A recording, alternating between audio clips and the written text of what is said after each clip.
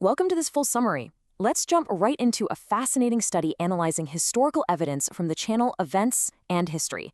You'll find a link to their original work below in the description box. Today, we're doing some serious historical detective work. We're looking at a foundational event in Islamic history, completely relying on the artifacts and data compiled in this study to see what they reveal. To kick things off, we've got to establish the baseline of the traditional narrative. So standard tradition says the Hijra was Prophet Muhammad's migration from Mecca to Medina back in 622 AD. Now, it's hard to overstate how massive this claim is. It's literally the anchor for the entire Islamic calendar, the AH, or after Hijra dating system used by over 1 billion people today. But the study asks a really crucial question before we just accept that timeline at face value. What happens when we actually dig into the ground and look at the physical 7th century artifacts? Well, here's our roadmap for today. We'll start with the traditional Hijra narrative. Look at the silence of early records. See what coins and inscriptions speak to. Dig for clues within the Quran. Redefine the year 622. And finally, look at the Abbasid narrative shift. All right, let's start with Section 1, the traditional Hijra narrative, a foundational event. Let's really get into it. The study points out something super important right off the bat. Almost everything we know about the 622 AD migration comes from 9th century biographies and hadith collections. Those later texts are what position the journey as the ultimate turning point of the faith. But, and this is a big but, when you stack those highly detailed 9th century narratives up against physical artifacts actually dating back to the 7th century, there's a huge disconnect. We're talking about a 200-year gap in the historical record, which, to any historian, is a massive red flag. The later texts have all these intense, specific details, while the contemporary 7th century coins and inscriptions seem to use entirely different dating systems. That discrepancy is what really kicks off this whole historical mystery. So that brings us to Section 2, Silence of Early Records. Are we looking at a missing migration? The sheer scale of the absence here is wild. If a massive, culturally defining migration happened, you'd expect contemporary non-Islamic historians to at least mention it, right? But the study notes this striking, across-the-board silence. It's totally bizarre. There's no mention of a Mecca to Medina migration in external sources from the time, even though surrounding empires were chronicling practically everything. Plus, it's completely missing from 7th century Arabian archaeology. We literally can't find it in the dirt. It's not in the earliest caliphate documents, and the study even argues it lacks explicit, detailed geographical references in the Quran itself. That compounding absence is a profound gap in the historical record. And to make things even more complicated, we have early contradicting sources. Take the 9th century Byzantine Chronicle of Theophanes. It actually places Muhammad traveling from Medina up to Jerusalem, noting he went up, he made plunder, he went down unharmed. That totally throws a wrench into the standard narrative, which has him migrating strictly south into the deep desert. Why would a Byzantine text have him heading north? Let's pivot to Section 3, Coins and Inscriptions Speak, the physical evidence. Since the external texts are either silent or contradicting each other, we really need to look at hard physical archaeology. The study brings up this truly fascinating Greek inscription from 663 AD found at a bathhouse in Syria. It was commissioned by Muawiyah, the very first Umayyad caliph, a huge foundational figure. And what's immediately shocking about this early artifact is that it explicitly begins with a Christian cross. But the real kicker is the text itself. The inscription dates its dedication according to the Arabs. It doesn't use AH or after Hijra at all. Just let that sink in. If the Hijra happened in 622 and was the foundational anchor of the faith, why is the very first Umayyad caliph building a monument decades later and totally ignoring the after Hijra calendar? It really seems like he was completely unaware of it. And it gets even more interesting when we look at the money. Let's examine this coin from 685 AD, struck in Iran. Numismatics, the study of coins, is crucial because currency is basically state-sponsored propaganda. If the state celebrated the Hijra, it would be stamped right there on the cash. And this specific coin is incredibly significant because it's the very first struck coin found that actually bears the name Muhammad.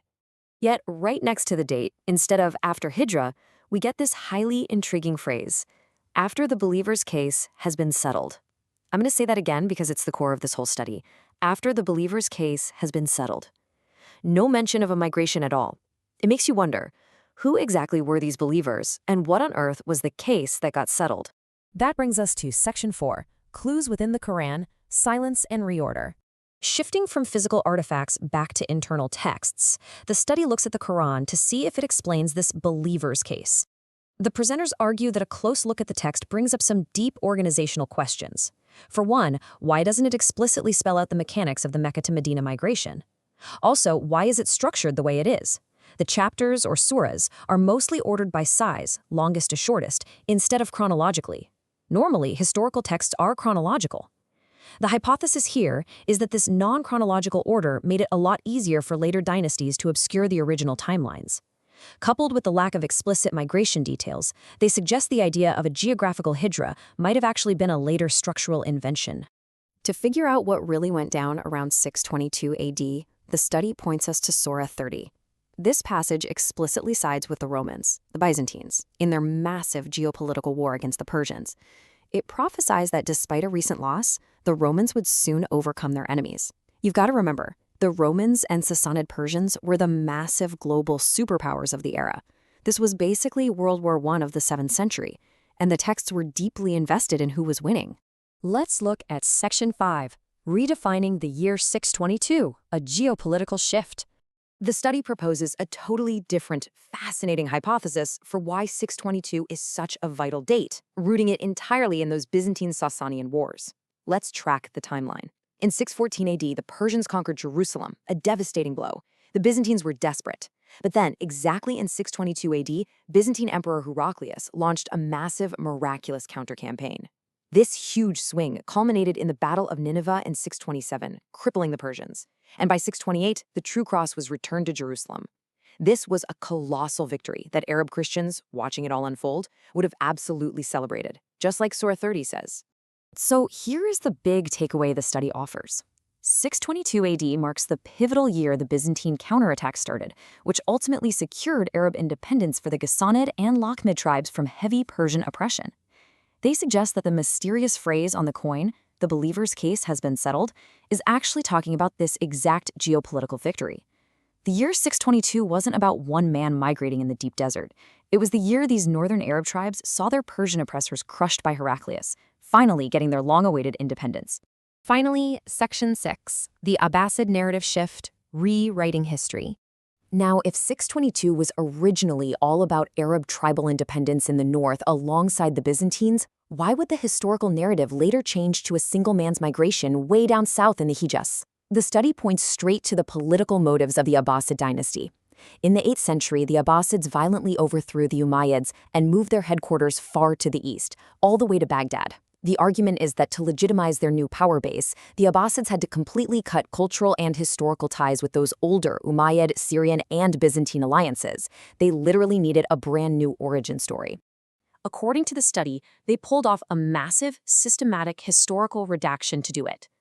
First, Abbasid Caliph al-Mansur commissioned a brand new biography of Muhammad from Ibn Ishaq in 765 AD. Second, Ibn Ishaq heavily used biblical texts to model the life of his subject. And third, later historians like Ibn Hisham and al-Bukhari systematically tossed out staggering amounts of older 7th century material to protect this new myth. The study notes that al-Bukhari discarded up to 98% of contradicting historical traditions. Just think about that statistic. Trashing 98% of your source material is an incredibly heavy-handed curation of history. The presenters argue this new, curated biography borrowed heavily from familiar biblical tropes. The journey was modeled on Moses fleeing oppression and Exodus to Medina. The arrival mapped onto Jesus entering Jerusalem on a donkey. They even link the term Hijra to Hagar and the Hagarenes. By mapping their new narrative onto these deeply familiar stories of Moses and Jesus, and moving the whole geographic focus far south to the desolate region of Mecca, the Abbasids successfully buried that original, politically inconvenient northern Arab history. It gave their revised history instant credibility and religious weight. The study also brings up interesting physical evidence showing how diverse the early Islamic landscape was before the narrative got standardized. For example, the 8th century Caliph Marwan II built a palace at Haran, an ancient site dedicated to the Mesopotamian moon god Sin. Now, to be totally impartial, the study makes it very clear this ancient regional moon reference has absolutely nothing to do with the crescent and star political emblems adopted by the Ottomans much later in the 13th century. It just highlights the main theme. The early physical landscape was incredibly fluid and diverse, not the rigid, standardized version written 200 years later. So we leave you today with this final provocative thought from the study. History moves forward by rigorously testing our long-held assumptions against the earliest physical evidence we can find. We've looked at the coins, the ruins, the chronological gaps, and those massive geopolitical timelines.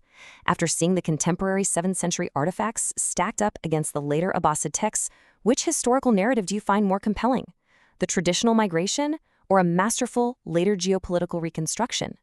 Let us know what you think. Thanks for joining us for this full summary and focused study of the source material.